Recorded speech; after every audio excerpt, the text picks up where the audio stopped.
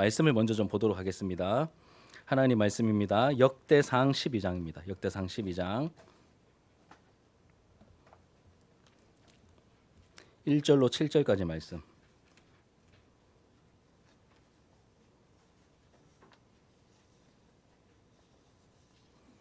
역대상 12장 1절로 7절까지 말씀 우리 한 절씩 교독하시고 마지막 7절 같이 읽고 또 22절 말씀도 같이 읽도록 하겠습니다.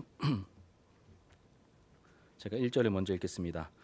다윗이 기스의 아들 사울로 말미암아 시글락에 숨어 있을 때에 그에게 와서 싸움을 도운 용사 중에 든 자가 있었으니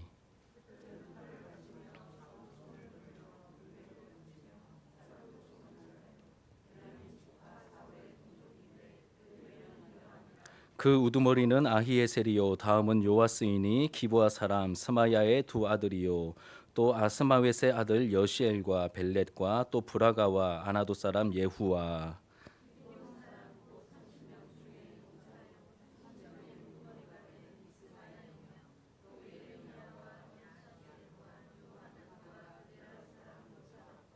엘루세와 여리못과 부아랴와 스마랴와 하룹 사람 스바랴와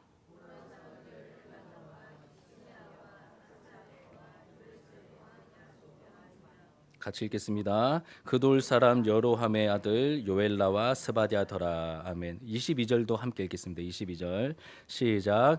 그때의 사람이 날마다 다윗에게로 돌아와서 돕고자 하매 큰 군대를 이루어 하나님의 군대와 같았더라. 아멘. 오늘 본문의 말씀으로 이렇게 도우십니다라는 제목으로 하나님 말씀 증거하도록 하겠습니다. 부제목은 의지할 수밖에 없는 하나님입니다. 우리 곁에 계신 분들과 함께 인사하시고 제가 말씀 전할게요. 예, 잘 오셨습니다. 한번 인사하시죠. 예, 잘 오셨습니다. 예, 한 번 더 인사하실 때 하나님을 기대합시다라고 인사하시겠습니다. 하나님을 기대합시다. 예, 하나님을 기대합시다. 여러분 역대기를 우리가 잠시 좀 나누고 있습니다. 역대기는 아주 치밀한 의도와 목적을 가지고 기록된 책이다. 제가 말씀드렸죠. 그런데 이 의도와 목적은 사람의 의도가 아니라 하나님의 말씀이기 때문에 하나님의 의도, 하나님의 목적입니다. 이 포로지에서 돌아와서 고향 땅에 정착하여 살려고 몸부림치고 있던 이 이스라엘 백성들, 하나님의 백성들 여전히 페르시아 제국의 식민지 상태였고 이 민족에게 침략과 약탈을 당하고 있는 상태였습니다. 기대와 너무 다른 상황이었기 때문에 소망을 잃어가는 이 자기 백성들을 위로하고 또 흔들리는 정체성을 붙들어 줄 뿐만 아니라 무엇이 문제인지도 하나님께서 알려주시죠. 그래서 족보를 보여주시면서 그들의 정체성을 확인시켜 주십니다. 또 하나님 백성에게는 이게 필요하다라고 하는 것을 이 역대기 전체를 통하여 알려주시는데 하나님과의 관계, 즉 예배가 가장 중요함을 우리에게 그 백성들에게 그리고 오늘날 우리에게 알려주시죠. 이런 배경 아래서 강조되는 한 인물이 있었습니다. 그 인물은 바로 다윗입니다. 다윗, 절대적인 분량을 차지하고 있는 이 다윗입니다. 이 하나님의 때에 하나님의 방법으로 온 이스라엘의 왕이 된 다윗이 가장 먼저 한 행동은 무엇이었죠? 뭘 정복했습니까? 예루살렘을 정복하는 일이었습니다. 여러분, 예루살렘은 예배 장소인 이 성전이 있는 하나님의 도성입니다. 그러니 이 난공불락의 요새인 예루살렘을 정복했다는 것은 이 정치적, 군사적으로 중요한 요새를 정복했다는 의미가 아니라고 했죠. 아닙니다.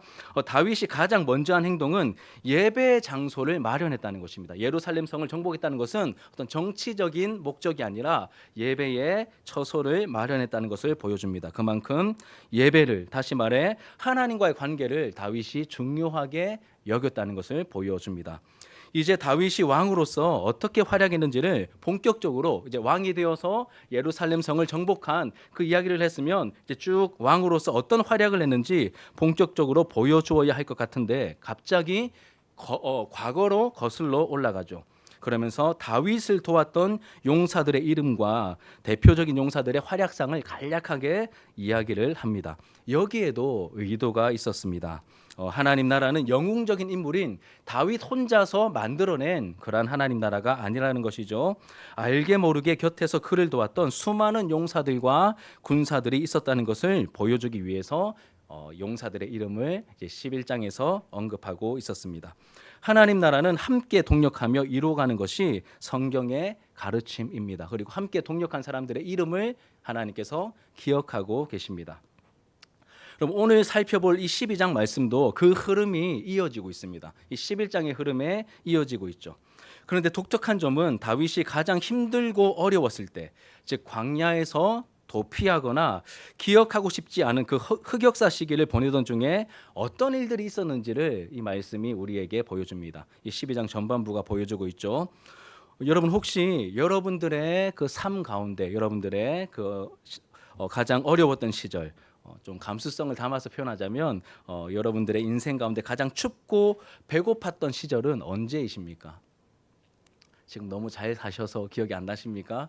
아마 있으실 텐데 제가 초반에 우리 김경환 어르신 이제 모셔드리고 이렇게 왔다 갔다 하는 그 과정에서 어르신이 거주하고 계신 그 동네에 다다랐을 때 제가 정확하게 기억은 안 납니다. 우리 김춘장 원사님이 그러셨는지 박성철 집사님이 그러셨는지 정확하게 기억은 안 나지만 옛날에 그 동네에 사셨대요. 예, 그 뒤쪽 동네에 사셨는데 그때 단칸방에서 결혼해가지고 단칸방에서 굉장히 힘들게 살았던 목사님, 저희가 이 동네에서 굉장히 힘들게 단칸방에서 살았었습니다. 제법 오랜 동안 살았었습니다. 이렇게 얘기를 하시더라고요. 아마 우리 뭐 권사님, 집사님 부부뿐만 아니라 여러분들에게도 그렇게 좀 춥고 어려웠던 시절이 아마 있으실 것입니다.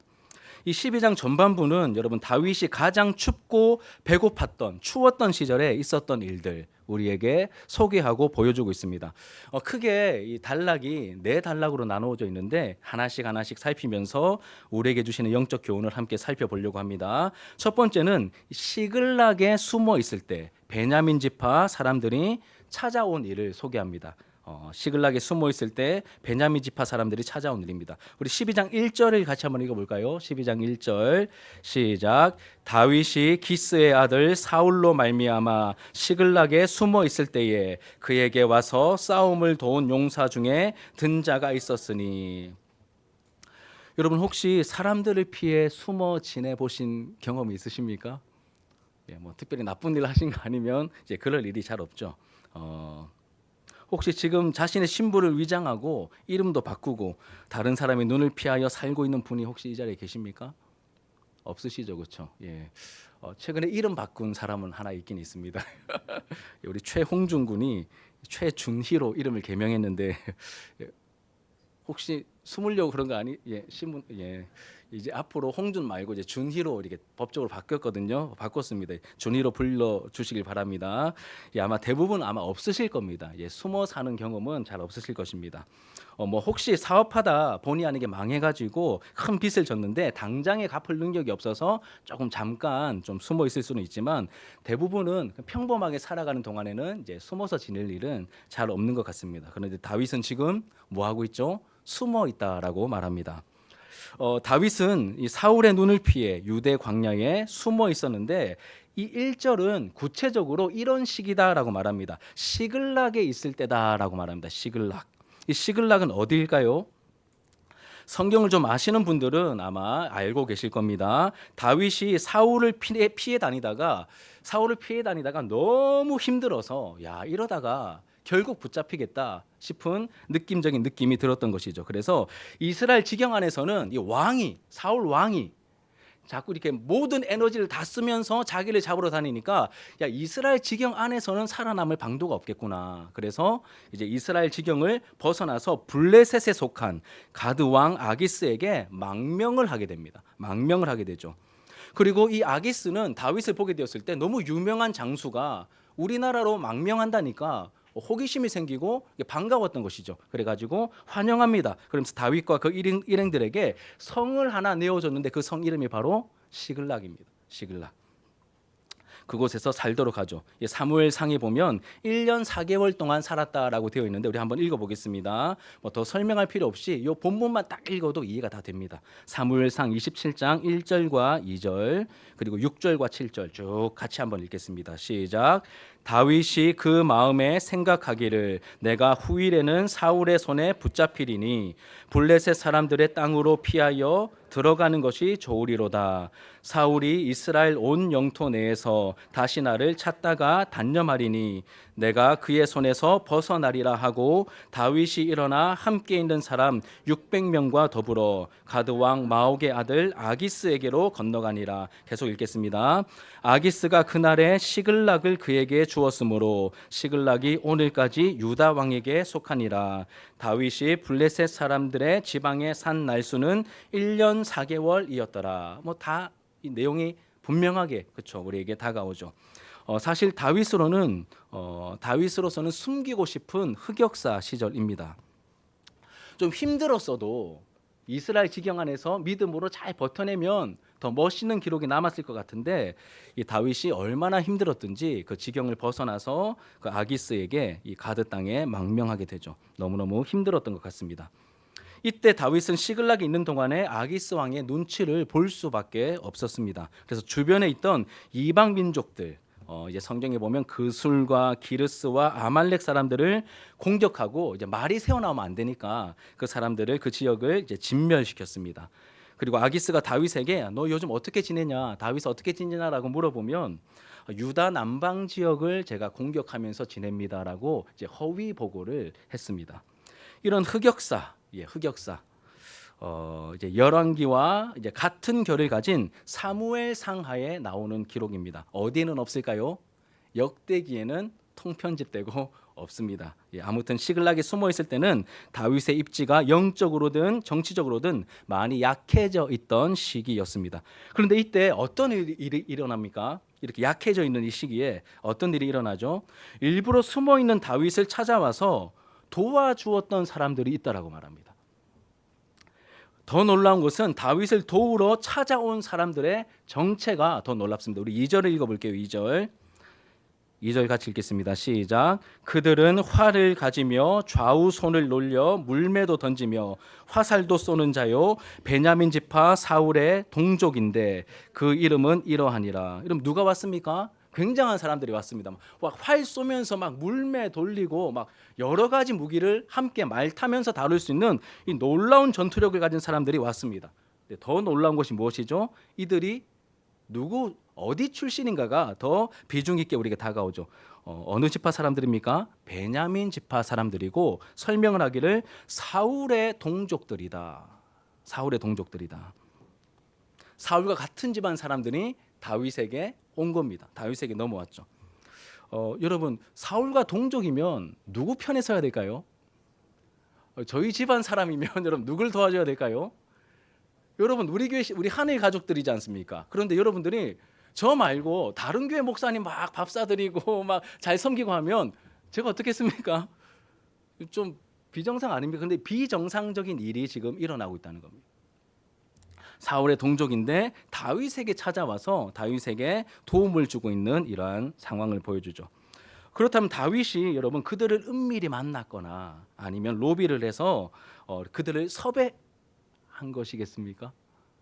시글락에 숨어 있는데 그럴 여력이 없었겠죠. 그들 스스로 찾아왔습니다. 사울이 속한 베냐민 지파 사람들이 다윗을 찾아온 것입니다. 도저히 이해할 수 없는 일이죠. 당연히 사울을 도와야 되는데 다윗을 도우러 온 거예요. 인간적으로 이해가 안 됩니다. 그러면 여러분 이 사람들은 누가 보낸 걸까요? 이 사람들은 누가 보낸 걸까요? 다윗이 섭외 안 했습니다. 그럼 누가 보낸 걸까요? 하나님이 다윗에게 보내주셨겠죠. 다윗을 도와 온 이스라엘의 왕으로 세워서 이 나라가 하나님의 온전한 통치를 받는 하나님 나라가 되게 하는데 일조하라고 사울의 동족인 베냐민 지파 사람을 보내셨습니다. 그럼 우리도 마찬가지입니다. 같은 편이 될 거라고 전혀 기대하지 않았던 사람들이 우리를 돕겠다고 오는 일들이 생길 것 같습니다.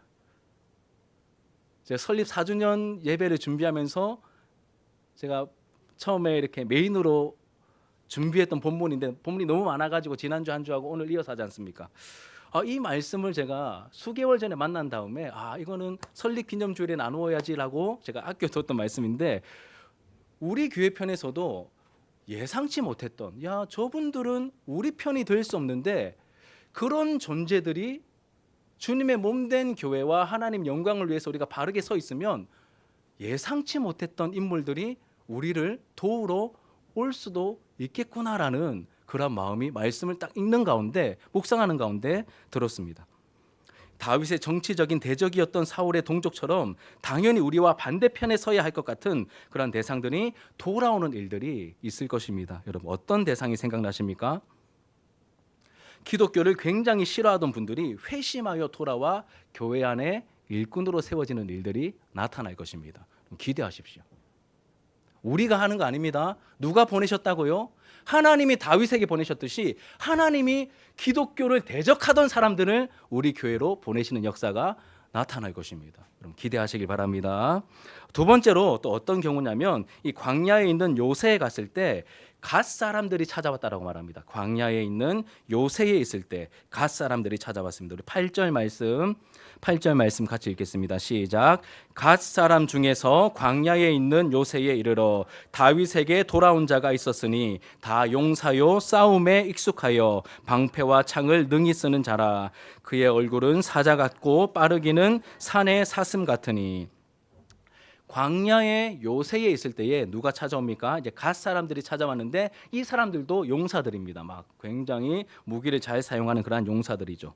사실 두 번째 지금 우리가 살펴보고 있는데 시기적으로 보면 첫 번째 시글락에 있을 때보다 훨씬 앞선 시기에 있었던 일들입니다. 이 시글락은 광야에서의 도주가 끝날 때쯤에 마지막으로 선택한 곳이 바로 시글락이거든요.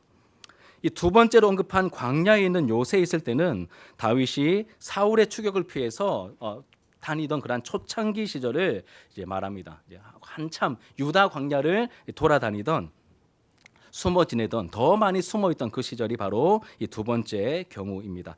이때 여러분, 사울에게 잘 보이기 위해서 다윗의 위치를 밀고 가는 밀고자들이 있었거든요. 사무엘상에 보면 그러한 경우들이 몇 군데 나옵니다.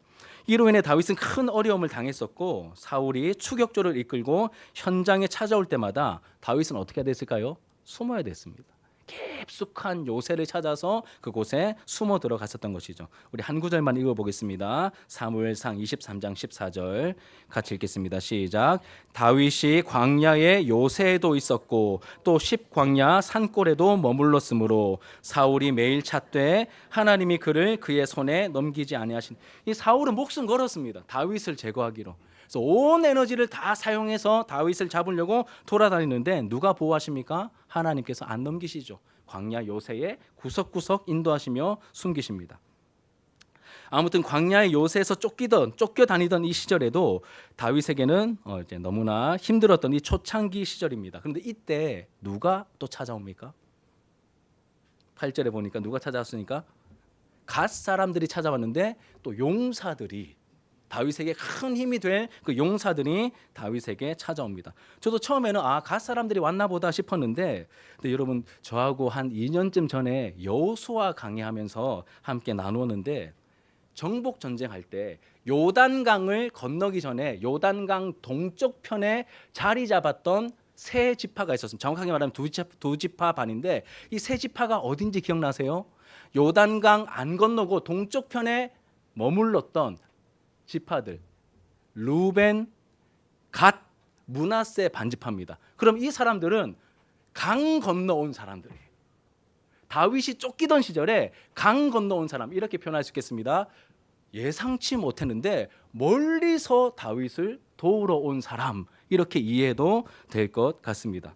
멀리서 다윗을 도우러 온 사람들이 있었던 것이죠. 다윗이 마찬가지로 로비했거나 섭외한 사람들이 결코 아닙니다.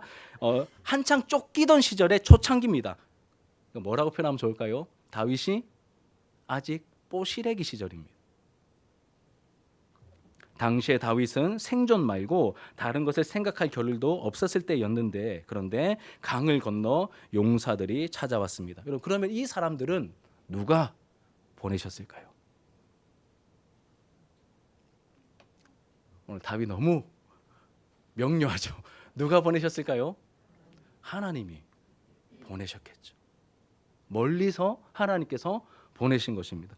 물리적인 거리가 먼 곳에서 다윗을 돕기 위해 찾아온 사람들로 우리가 받아들일 수 있겠습니다. 지금 우리 교회 안에도 제법 멀리서 오시는 분들이 계십니다. 예, 우리 서동칠 집사님 부산에서 매주 오십니다. 예. 4년 넘게. 우리가 6월 11일로 여러분들은 설립기념주일을 알고 계시지만 사실은 3월 첫째 주일부터 우리는 모여서 예배를 드렸거든요. 집에서부터 오셨고, 또 저 월화산 저 고개를 넘어서 우리 박병욱 집사님도 월화산 고개를 넘어서 이렇게 진성에서 이렇게 넘어오고 계시고, 우리 태민 형제 같은 경우는 또 시가 다르죠. 이렇게 사천에서 또 제법 먼 길을 또 오고 있습니다. 이렇게 멀리서. 우리 태호 형제도 직장이 창원입니다, 여러분. 주말마다 예배 드리러 창원에서 오는 것이죠. 멀리서 오는 분들이 이미 계시지만 여러분, 오늘 말씀을 통하여 우리에게 또 이렇게 또 도전하시고 말씀을 주시는 것 같습니다. 하나님께서 이끄셔서 하나님 나라를 꿈꾸며 이루어가는 일들에 동력하게 하려고 멀리서부터 오는 분들이 있을 것입니다. 여러분, 너무 멀리서 왔다고 당황하시면 안 됩니다. 누군가 하나님께서 보내셨는데 와, 너무 멀리서 오셨네요. 당황하시면 이 말씀으로 우리가 미리 준비가 되어 있어가지고 이렇게 반응하셔야 됩니다. 오실 줄 알았습니다. 하나님 나라를 위해서 당신이 오실 줄 우리는 기다리고 있었습니다. 이렇게 준비된 마음으로 받아들일 수 있어야 할 것 같습니다. 하나님 일하심을 발견하고 우리가 또 하나님을 찬송할 수 있었으면 좋겠습니다. 이 세 번째 경우입니다. 세 번째 경우, 자, 광야 요새에 있을 때라고 또 말합니다. 광야 요새에 있을 때 베냐민과 유다 사람들이 찾아왔다라고 말합니다. 베냐민과 유다 사람들이 찾아왔다. 우리 16절 말씀 같이 읽겠습니다. 시작. 베냐민과 유다 자손 중에서 요새에 이르러 다윗에게 나오매. 요새 있을 때 우리 두 번째 경우와 거의 같습니다. 한참 쫓기던 시절을 말합니다. 사실 역대기는 좋은 점들 위주로 기록되어 있기 때문에 다윗이 고생한 일들은 생략이 되어, 통편집 제가 말씀드렸죠. 생략되어 있습니다. 하나님께서 다윗에게 필요한 사람들을 계속해서 보내주신 것이 맞지만 광야에서 쫓기던 시절에는 이제 밀고를 당해서 큰 위험에 처했던 적도 여러 번 있었습니다. 사무엘상을 읽어보시면 특히 이제 10광야라고 나오는데 10광야 사람들이 다윗을 2번이나 밀고 합니다. 여기에 있습니다, 다윗이. 이렇게 밀고 하는 사람들이 있었습니다. 이렇게 여러 번 밀고를 당하다 보니까 어떻게 했습니까? 마음이 다 우리 편만 있는 게 아니라 밀고자들도 있으니까 좀 불안했겠죠, 그렇죠? 오죽했으면 아기스에게 망명을 했겠습니까? 이런 밀고를 당하다 보니까, 어려움을 겪다 보니까 경계심이 생길 수밖에 없었겠죠. 그래서 자신을 찾아온 사람들이 어떤 의도를 가지고 왔는지 조심스럽게 이제 확인을 하는데, 찾아온 사람들 중에 우두머리인 이 아마세라는 사람에게 성령님이 임하셔서 이 다윗과 아마세의 마음이 서로 통하게 하시고 다윗이 그들을 받아들임으로 한 공동체의 구성원이 되게 하는 그 사건이 이 세 번째 경우입니다. 우리 17절과 18절 말씀 같이 읽겠습니다. 2절인데 되게 깁니다. 같이 한번 천천히 한번 읽겠습니다. 근데 중간에 오타가 좀 나오는데 감안하시고 좀 봐주시기 바랍니다. 시작. 다윗이 나가서 맞아 그들에게 말하여 이르되 만일 너희가 평화로이 내게 와서 나를 돕고자 하면 내 마음이 너희 마음과 하나가 되려니와 만일 너희가 나를 속여 내 대적에게 넘기고자 하면 내 손에 불의함이 없으니 우리 조상들의 하나님이 감찰하시고 책망하시기를 원하노라 하매 그때에 성령이 30명의 우두머리 아마세를 감싸시니 이르되 다윗이여 우리가 당신에게 속하겠고 이새의 아들이여 우리가 당신과 함께 있으리니 원하건대 평안하소서. 당신도 평안하고 당신을 돕는 자에게도 평안이 있을지니 이는 당신의 하나님이 당신을 도우심이니이다 한지라. 다윗이 그들을 받아들여 군대 지휘관을 삼았더라. 아멘. 나중에 아마세는 군대 지휘관이 됩니다. 여러분, 독특한 점은 이 기록은 사무엘 상하에는 없는 특별한 기록이라는 것이죠. 보통은 사무엘 상하에 더 많이 풍성하게 기록이 되어 있는데 이 기록은 역대기에만 나옵니다. 아마도 이제 저자의 의도가 있어 보입니다. 다윗 왕조의 정통성을 강조하기 위해서 이 사건을 기록해 놓은 것 같습니다. 이 모든 일이 다윗과 아마세로 대표되는 여러분 사람들의 합의에 의해서 진행된 것이 아니라, 그러니까 다윗이 왕이 되는 과정이 사람들이 야 다윗 좀 괜찮더라, 야 우리 이 사람 한번 밀어보자, 그래서 막 사람들이 쿵짝쿵짝 해가지고 사람들의 계획 속에서 다윗이 왕이 된 것이 아니라 서로 견제합니다. 지금 막 다윗도 처음에 네 마음이 어떤지 모르겠다라고 하니까 그때 뭐가 임하십니까? 성령이 아마세에게 임하셔서 그 마음을 확인시켜 주십니다. 그러니 서로 쿵짝쿵짝해서 정치적으로 계획을 세워서 다윗이 왕이 되고 이런 것이 아니라 누가 여러분 간섭하셔서 누가 주도하고 계십니까? 성령이 임하셔서 성령이 주도하고 계시죠. 그러니 이 다윗의 왕국은 누가 이끄셔서 누가 세우신 왕국이십니까? 다윗이 아니라 아마세가 아니라 사람이 아니라 하나님이 주도하셔서 세우신 하나님 나라로서의 왕국이다라고 하는 것을 우리에게 보여주고 계십니다. 우리도 여러분 사람들을 우리 공동체에 찾아오는 사람들을 받아들일 때 막 수적인 성장에 너무 흥분해가지고 막 아무나 막 받아들이면 안 되겠죠. 우리가 확인해야 됩니다. 분명한 기준을 가지고 성령님의 간섭과 역사하심을 바라면서 이 교회 권위와 가르침에 순복할 것을 정확하게 확인한 다음에 공동체의 구성원으로 받아들여야 할 것입니다. 성령님의 일하심을 바라며 우리가 그런 절차를 밟아야 하겠죠. 영적 질서가 그렇게 중요하다는 것입니다. 그럼 마지막으로 이제 네 번째 경우입니다. 네 번째 경우. 이 19절 말씀을 읽어보시면 시글락이라는 표는 안 나오지만 이 상황은 시글락에 있을 때 이제 마지막 시즌에 다윗이 쫓기던 그 마지막 시즌에 있었던 일임을 우리가 알 수 있습니다. 19절 말씀 같이 읽겠습니다. 시작. 다윗이 전에 블레셋 사람들과 함께 가서 사울을 치려할 때에 므낫세 지파에서 두어 사람이 다윗에게 돌아왔으나 다윗 등이 돕지 못하였음은 블레셋 사람들의 방백이 서로 의논하고 보내며 이르기를 그가 그의 왕 사울에게로 돌아가리니 우리 머리가 위태할까 하노라 함이라. 아멘. 마지막 상황이죠. 이제 시글락이란 말은 없지만 시글락에 있을 때입니다. 그리고 이 사건은 사무엘상 29장과 30장에 굉장히 긴 분량을 할애하면서 자세하게 이 부분을 기록해 놓고 있습니다. 블레셋이 이스라엘을 향하여 전쟁을 일으킵니다. 이때 다윗은 아기스에게 망명해서 지금 어디에 있죠? 시글락에 있는 상황이었습니다. 망명했습니다. 국적을 옮긴 겁니다. 그러면 두 나라의 전쟁이 일어났습니다. 그럼 다윗은 어느 나라에서 전쟁을 해야 되죠? 망명한 블레셋 편에 서서 이스라엘과 싸워야 되는 굉장히 애매한 상황을 만나게 되었습니다. 이때 아기스는 다윗을 아꼈거든요. 그래서 다윗은 지금까지 사고 친 적도 없고 같이 나가서 싸울 만하다. 얼마나 장군이고 용사인데 우리에게 큰 힘이 될 거야 라고 하고 다윗을 오라고 해서 그 군대를 포함시킵니다. 그런데 이 모습을 본 블레셋의 다른 지도자들이 반대하죠. 당신 정신이 있냐.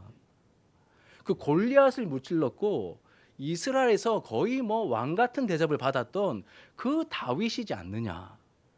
그가 전쟁 중에 갑자기 배신해서 우리의 목에 칼을 겨눈다면 그가 우리의 목을 가지고 왕이 될 게 분명한데 다윗을 받아들일 수 없다. 군대로 합류시킬 수 없다라고 말하고 다윗을 돌려보냅니다. 이 모든 애매한 상황 속에서 하나님이 이제 피할 길을 열어주셔가지고 다윗이 전쟁에 참여하지 않아도 되는 그러한 상황이 되었습니다. 다행이죠. 시글락에 돌아옵니다. 전쟁을 안 하고 시글락에 돌아왔는데 어떤 일이 있었습니까? 성과 집들이 다 불타버린 거예요. 이 아말렉 사람들이 와서 도적질에 가는 바람에 성과 집이 다 초토화돼서 불살라지고 아이들과 여성들과 노인들은 전부 다 노예로 팔기 위해서 싸그리 잡아가지고 다 잡아간 그러한 상황이었습니다. 이 모습을 지켜본 다윗과 함께 전쟁에 참여했다가 돌아온 그 다윗의 용사들이 이성을 잃습니다. 이성을 잃고 다윗을 향하여서 손가락질 하다가 그래도 분에 안 차니까 돌을 들고 다윗을 쳐 죽이려고 했습니다. 우리 한번 읽어보겠습니다. 사무엘상 30장 6절입니다. 시작. 백성들이 자녀들 때문에 마음이 슬퍼서 다윗을 돌로 치자 하니 다윗이 크게 다급하였으나 그의 하나님 여호와를 힘입고 용기를. 여러분 다윗의 용사들입니다. 그런데 이때 이성을 잃었나 봐요. 그래서 막 돌을 들고 그냥 죽이는 것도 아니고 돌로 쳐 죽이는 것은 신성 모독자들을 향한 처벌이거든요. 그러니까 다윗을 하나님이 세우신 종으로 인정을 안 하겠다는 겁니다.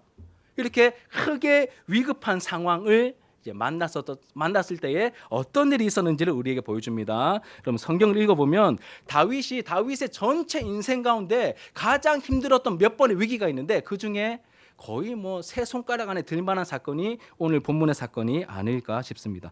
너무 기가 막힌 상황이고 너무 이렇게 말도 안 되는 그런 일들이 다윗 앞에 펼쳐진 것이죠. 이렇게 말도 안 되는 상황, 기가 막힌 상황에서도 하나님께서는 다윗을 그 위기에서 건져주실 뿐만 아니라 하나님의 일을 여전히 진행하십니다. 아니, 그냥 다윗이 위기를 만났으니까 그 위기에서 건져주실 뿐만 아니라 하나님의 일, 지금까지 해오신 하나님의 일이 뭐죠? 사람을 자꾸 보내시는 거잖아요. 다윗에게 필요한 사람들을 계속 보내시는 이 일을, 이 말도 안 되는 상황에서도 하나님께서 그 일을 하십니다. 제가 깜짝 놀랐습니다. 야, 하나님께서 이런 상황에서도 하나님의 일을 이렇게 진행하시는구나.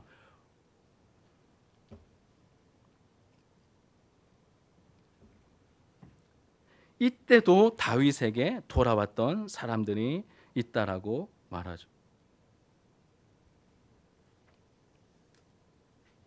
므낫세 지파에 속한 몇몇 사람들이 이때 돌아왔다라고 말합니다. 여러분, 말도 안 되는 상황에서도 일하시는 하나님이십니다. 제가 약간 좀 비약적인, 이거는 얘기를 해야 되나 말아야 되나 좀 고민이 되지만 어느 순간에 여러분이 저와 저희 가족이 너무 마음에 안 들어서 막 저희를 막 쫓아내려고 하는 상황이 만약에 이렇게 10년 뒤 20년 뒤에 안 생겨야 되겠지만 그런 일이 생긴다 할지라도 저는 이제 이 말씀을 통해서 걱정을 안 하게 되었습니다. 그 순간에도 혹여나 그런 일이 생긴다 할지라도 하나님은 여전히 하나님의 일을 하실 것이기 때문에 하나님, 저는 하나님 믿고 그냥 제 갈 길, 교회 섬기는 일 계속 하겠습니다라는 마음이 들었습니다. 그런 일이 생기면 안 되겠죠, 그렇죠? 생기면 안 됩니다. 이제 말씀을 정리하며 여러분 마치도록 하겠습니다. 지금까지 나눈 말씀 전체적으로 정리하고 적용하며 말씀을 맺을 텐데, 사랑하는 여러분, 여러 가지 상황과 그때마다 일어났던 일들을 살펴보았습니다. 이 네 가지 상황, 공통점이 무엇입니까? 하나의 공통점이죠. 시글락에 숨어있던 시절, 광야에 숨어있던 시절, 또 배신으로 인해 극도로 예민해 있던 시절, 또 함께 고생했던 사람들에게 돌을 맞아 죽을 뻔한 그 위기까지도, 생각하기도 싫은 그 흑역사에 이르기까지 모두 다 어떤 시절입니까? 말로 다 표현 못할 정도로 힘들었던 그 시절들입니다. 이런 기가 막힌 상황에서는 사실 일을 못합니다, 여러분. 생존 자체가 유일한 최선이죠. 누군가가 영입되어 온다거나 공동체가 부흥한다거나 하는 일은 사실 인간적으로 있을 수 없는 일입니다. 그런데 시글락에 숨어 있을 때 다윗의 대적이라 할 수 있는 베냐민 지파에서 사람들이 대거 다윗에게 돌아왔습니다. 도우러 왔죠. 광야에 있을 때에 강 건너 갓 지파 사람들이 다윗을 도우러 왔습니다. 또 광야 시절 중 위기의 순간에 이 아마새가 찾아와 성령 충만한 가운데 당신을 도우러 왔고 당신과 한 마음입니다라고 그렇게 뜻을 밝힙니다. 이 시글락에서 돌 맞아 죽을 뻔한 그 위기의 상황에서조차도 하나님은 므낫세 지파 중에 몇몇을 보내셨는데 몇 명 안 왔습니다. 그런데 이 사람들을 뭐라고 소개하냐면 천부장들이다라고 말합니다. 천부장들. 다윗의 노력과 실력이 아니죠. 하나님의 섭리 속에서 이루어진 은혜와 도우심이라는 것을 우리가 알게 됩니다. 이 기막힌 상황에서 정말 놀랍게 도우시고 역사해 주신 그 하나님의 놀라운 역사심에 대한 기록들입니다. 이런 과정을 통해 다윗이 온 이스라엘의 왕이 될 수 있었고 하나님 나라 공동체가 든든하게 세워져 나아갈 수 있다라고 우리에게 말합니다.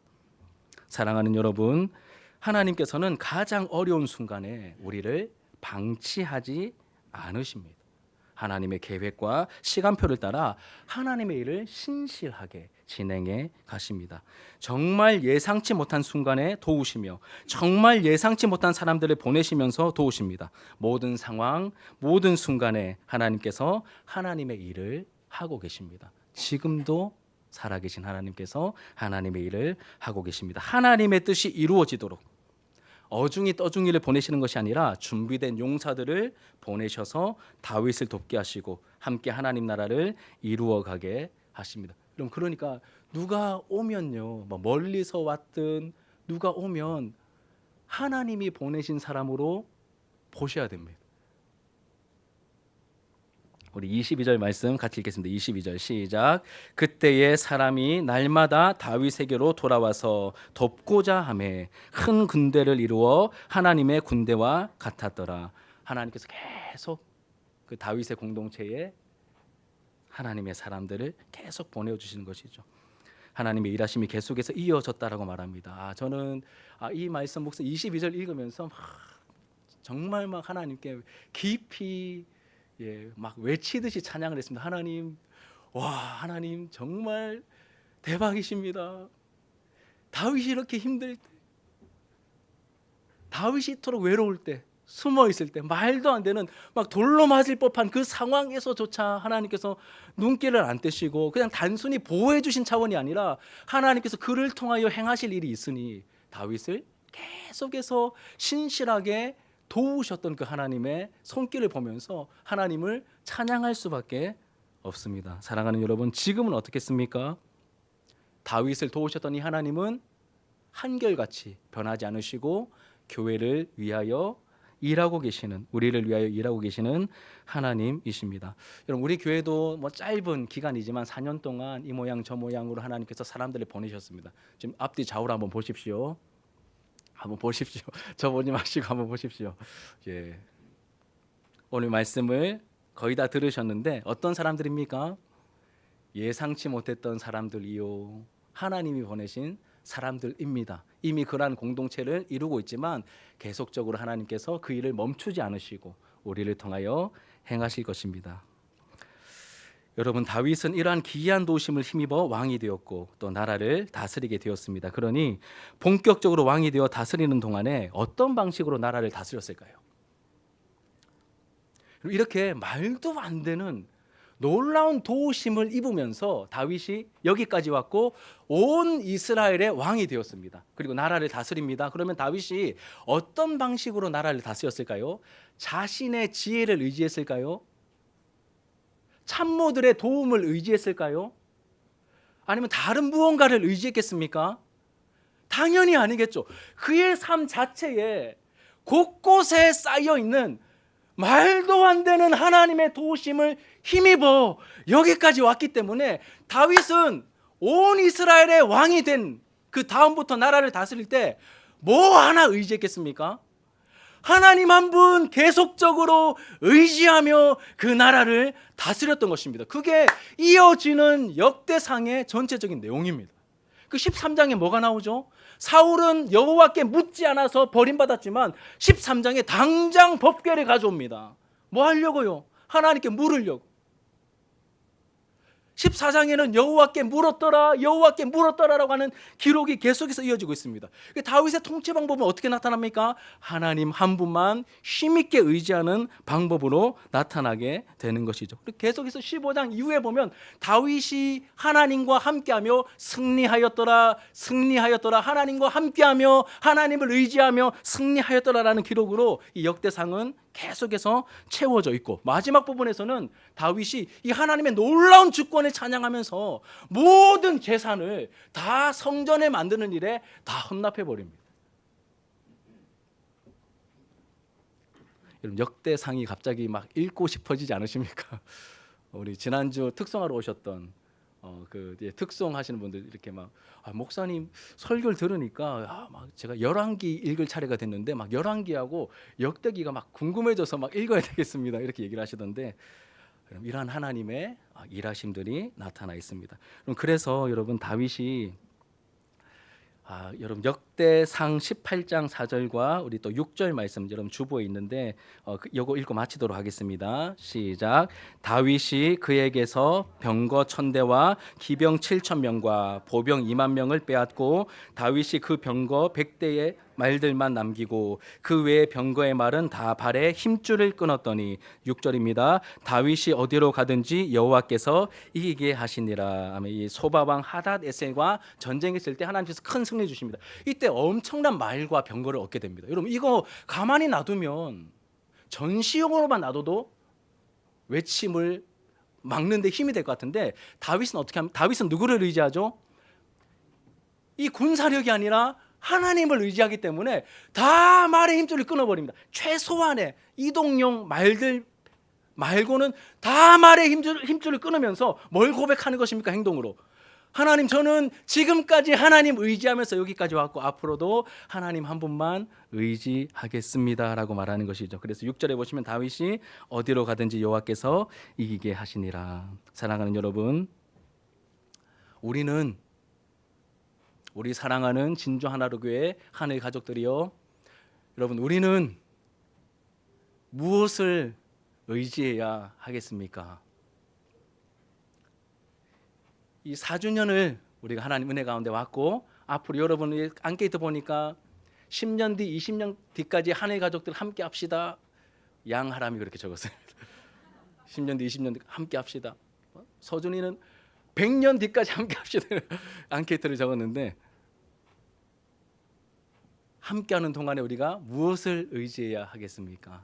하나님 한 분만 우리가 힘있게 의지하며 나아갈 때 하나님께서 연약한 저와 여러분들을 통하여 이 지역 가운데 하나님의 놀라운 일들을 계속해서 행하실 줄 믿습니다. 하나님 나라의 역사를 함께 써내려가는 우리 진주 하나로 교회 모든 하늘 가족들이 되기를, 이 자리에 계신 우리 모든 예배자들의 모습이 되기를 주님의 이름으로 축복합니다. 우리 하나님 말씀을 기억하면서 또 기도하는 마음으로 함께 찬양하도록 하겠습니다.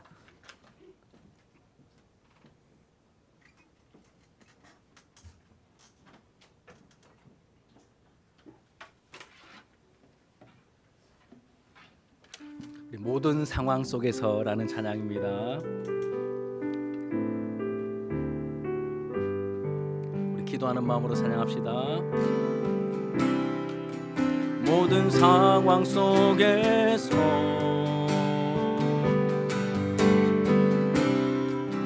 주를 찬양할지라.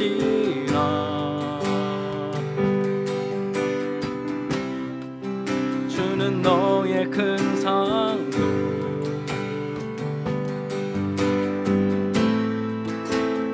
도움이시라.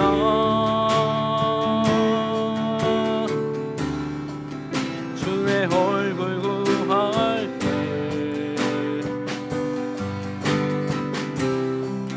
주의 영을 부으사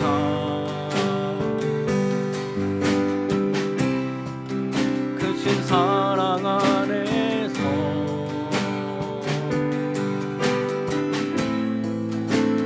보게 하소서.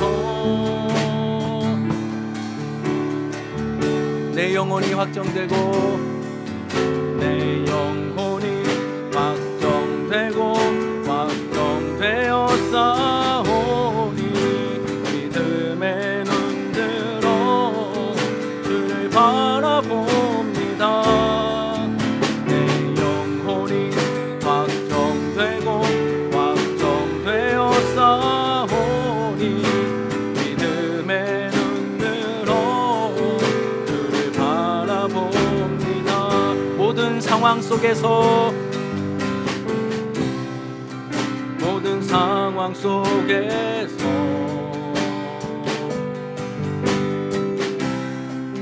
주를 찬양할지라. 주는 나의 큰 상급,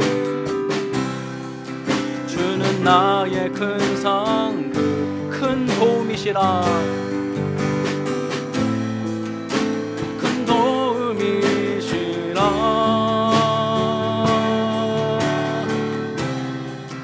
주의 얼굴 구할 때 주의 영을 부사 주의 영을 부사 크신 사랑 안에서 크신 사랑 안에서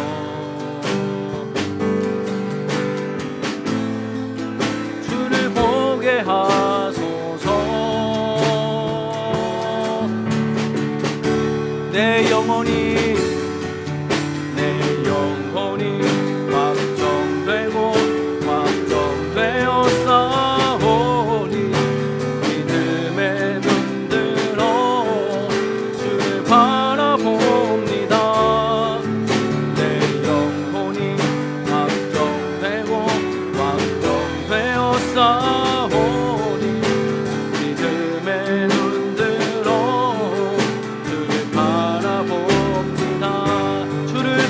찬양할 때 주를 찬양할 때 주의 나라 이미 임했네.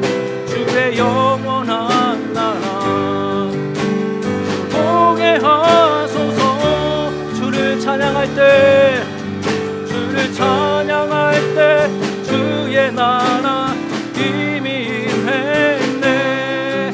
주의 영원한 나라 보게 하소서. 내 영혼이 확정되고 확정되어 싸우니 믿음의 눈들어 주를 바라봅니다. 내 영혼이 확정되고 확정되어 싸우니 믿음의 눈들어 주를 바라봅니다. 주를 찬양 주를 찬양 손을 들고 찬양. 전쟁은 나에게 속한 것 아니니.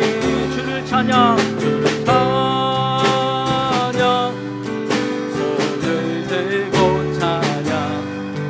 전쟁은 하나님께 속한 것이니.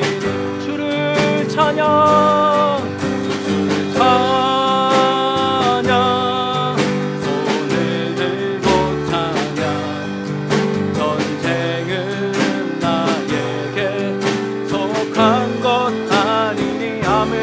주를 찬양 손을 들고 찬양. 전쟁은 하나님께 속한 것이니. 세상의 유혹 시험이 내게 몰려올 때에 나의 힘으론 그것들 모두 이길 수 없네. 거대한 폭풍 가운데 위축된 나의 영 어찌할 바를 몰라 헤매이고 우리 3절입니다. 주위를 둘러보면 아무도 없는 믿음의 눈을 들면 믿음에 보이는 분 계시네. 지금도 내 안에서 역사하고 계시는 사망과 어둠의 권세 물리치신 예수님. 주를 찬양 손을 들고 찬양. 전쟁은 나에게 속한 것 아니니. 아멘. 주를 찬양 손을 들고 찬양. 전쟁은 하나님께 속한 것. 우리 마지막으로 주를 찬양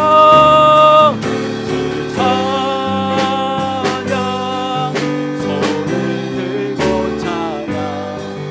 전쟁은 나에게 속한 것 아니니. 찬양 손을 들고 찬양. 전쟁은 하나님께 속한 것이니. 우리 양손을 들고 목소리로만 주를 찬양 손을 들고 찬양. 전쟁은 나에게 속한 것 아니니. 주를 찬양 손을 들고 찬양. 전쟁은 하나님께 속한 것이니. 계시니. 우리 하나님께 영광의 박수 올려드립시다.